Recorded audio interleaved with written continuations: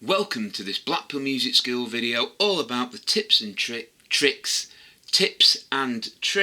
I should say, to make your gig run more smoothly and hopefully get you more gigs. So in this video we're going to talk about the delicate subject of solos. By this I mean if you're taking a guitar solo or a keyboard solo, bass solo, whichever instrument you play, taking a solo.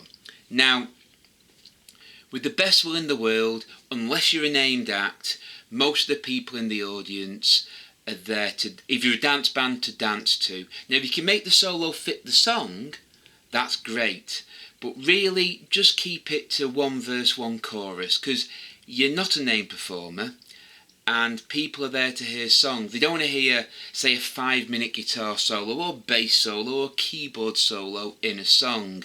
Especially if the rest of the band drop out and it's just you playing, because that way you can't dance to it. And it's not particularly pleasant if you're just a casual listener. Think of it this way.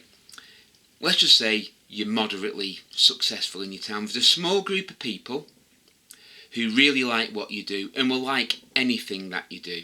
There's a larger circle of people that will like some of the things you do.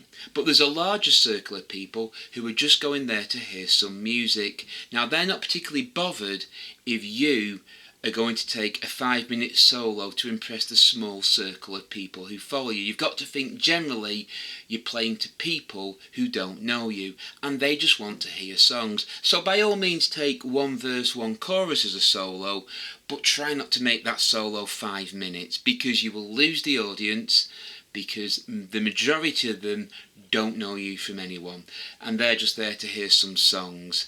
Yes, I know once your following is bigger, yes, you can do whatever you please. But you're starting off, you're trying to gain followers, so just keep everything nice and short.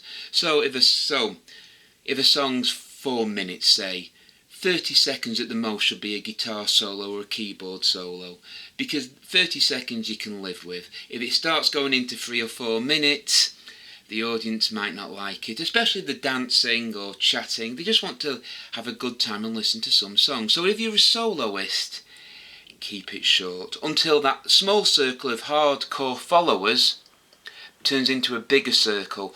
Again, if your circle of followers is large and you can fill a venue just with them, you can do whatever you please, because all of them have paid to see you.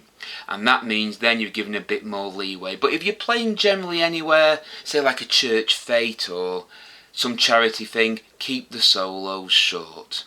So I hope you found this video useful. If you have, please give us a thumbs up and subscribe to Blackpool Music School for more videos. The more subscribers we get and the more thumbs up we get, the more videos we will post. So until next time, take care and goodbye.